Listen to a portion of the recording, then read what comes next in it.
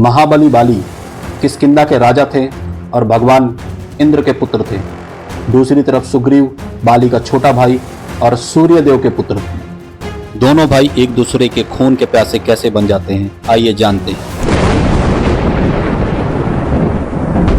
अगर आपने अभी तक मेरे इस चैनल को सब्सक्राइब नहीं किया है तो इस चैनल को सब्सक्राइब करें, लाइक करें और ज़्यादा से ज़्यादा शेयर करें। बाली के पास 1000 हाथियों के बराबर का बल था।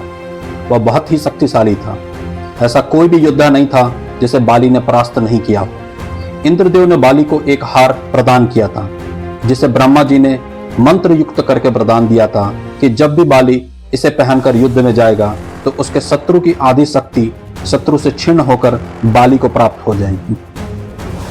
बाली इतना शक्तिशाली था कि लंकापति रावण को अपने बगल में दबाकर पूरी पृथ्वी में घुमाता है। रावण बाली को नारद मुनि के उकसाने पर संध्या के समय अपने पुष्पक विमान पर बैठकर किष्किंधा जाता है। उस समय बाली संध्या वंदन कर रहे थे। रावण पीछे से वार करने के उद्देश्य से आगे बढ़ता है। तभी बाली ने रावण को अपनी ओर आते देख उसे अपने बगल में दबा लेता है और पूरी पृथ्वी में घुमाता है। रावण बाली के बल से डर जाता है और बाली से मित्रता कर लेता है। दुंदुभी एक भैंसा राक्षस था। वह बहुत शक्तिशाली था, जो कैलाश पर्वत जितना लंबा, हजारों हाथियों के बराबर ताकत, तेज सिंह और भयंकर रूप वाला था। दुंदुभी सबसे पहले समुद्र के देवता वरुण को युद्ध के लिए चुनौती देता है। वरुण देवता ने दुंदुभी के प्रचंड शक्तियों को जानकर उसे पर्वत के देवता हिमवान से युद्ध करने की सलाह देते।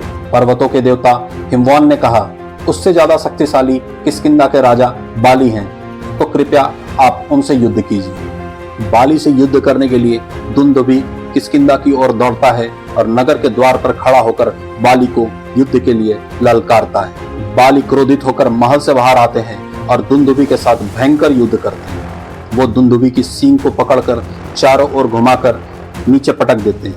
अंत में उसे कुचलकर मार देते हैं। बाली दुंदुभी के निर्जीव शरीर को उठाकर उसे एक ही झटके में 1 योजन दूर फेंक देते हैं। मातंग ऋषि का आश्रम ऋषिमुख पर्वत पर था। हवा में उड़ते हुए दुंदुभी के शरीर का रक्त की कुछ बूंदे मातंग ऋषि के आश्रम में गिरता है। ऋषि मातंग बाली के इस व्यवहार से बहुत क्रोधित होते हैं और बाली को श्राप देते हैं कि अगर बाली उसके आश्रम की 1 योजन की दूरी के अंदर भी आएगा तो उसकी मृत्यु हो जाएगी। अपने भाई दुंदुभी का बदला लेने के लिए मायावी नामक राक्षस बाली को युद्ध के लिए ललकारता है। बाली उसे समझाते हैं कि वह लौट जाए, लेकिन वह नहीं मानता है। तब बाली और सुग्रीव दोनों उससे युद्ध के लिए निकल पड़ते हैं। मायावी भी उनको आते देख जंगल की ओर भाग जाता है। भागते भागते वह एक गुफा में जाकर छुप जाता है। बाली सुग्रीव को गुफा के बाहर इंतजार करने को कहते हैं और स्वयं गुफा के अंदर मायावी से युद्ध करने के लिए चले जाते हैं। सुग्रीव गुफा के बाहर इंतजार करते रहते हैं। इंतजार करते करते महीनों बीत जाता है, परंतु गुफा से बाहर बाली नहीं लौटते। एक दिन अचानक गुफा से जोर से आवाज आती है और खून का धारा गुफा से बाहर बहने लगता है। तब सुग्रीव को लगता है कि मायावी ने बाली का वध कर दिया है। वह सोचता है कि कहीं मायावी गुफा से बाहर आ जाएगा तो राज्य को और भी नुकसान पहुंचाएगा। यह सोचकर सुग्रीव गुफा के द्वार को बड़े पत्थर से बंद कर देते हैं और किष्किंधा लौट जाते हैं। बाली की मृत्यु की खबर सुनकर सभी बहुत दुखी होते हैं और सभी के निवेदन करने पर सुग्रीव किष्किंधा का राजा बन जाते हैं। कुछ दिन बाद बाली किष्किंधा लौटता है। बाली सुग्रीव को सिंहासन पर बैठा देखकर बहुत क्रोधित होता है। बाली सुग्रीव को मार मार कर राज्य से बाहर निकाल देता है और उसकी पत्नी रोमा को अपने पास रख लेता है। सुग्रीव अपनी जान बचाकर ऋषिमुख पर्वत पर चले जाते हैं। सुग्रीव को यह पता था कि मातंग ऋषि के श्राप के चलते बाली ऋषिमुख पर्वत पर कभी नहीं आएगा। इस तरह बाली और उसके भाई सुग्रीव के बीच शत्रुता हो जाती है। लंकापति रावण ने माता सीता का हरण कर लिया था। तब भगवान श्री राम अपने भाई लक्ष्मण के साथ वन में माता सीता की तलाश कर रहे थे।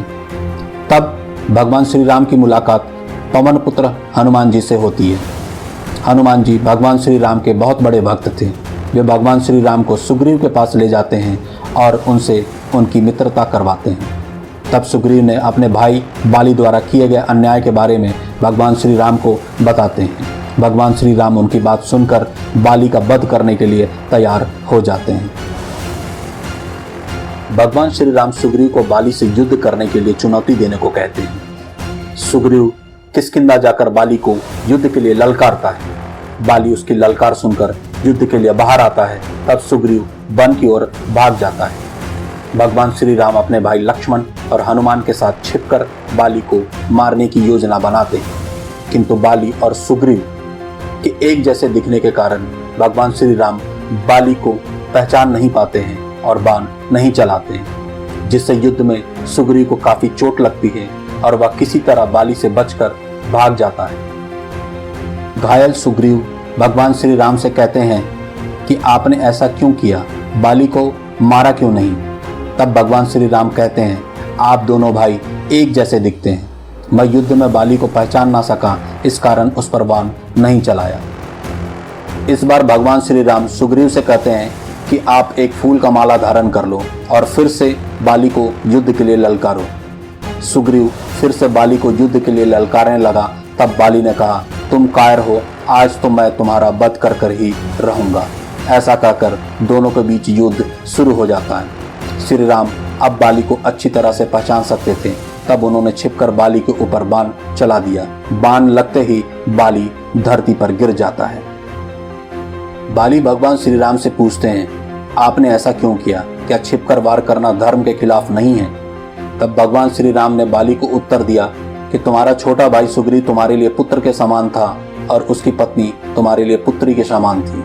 इसके बावजूद भी तुमने उन दोनों पर बहुत अत्याचार किया। ये सभी कार्य धर्म के खिलाफ हैं। भगवान श्री राम का कथन सुनकर बाली को बहुत पछतावा होता है और वो भगवान से माफी मांगते हैं। इस पर भगवान राम बाली को वचन देते हैं कि द्वापर युग में जब वो कृष्ण के रूप में अवतरित होंगे तब वह शिकारी जारा के रूप में उनकी मृत्यु का कारण बनेगा। इसके बाद भगवान श्री राम सुग्रीव को किष्किंधा का राजा और पुत्र अंगद को किष्किंधा का युवराज घोषित कर देते हैं।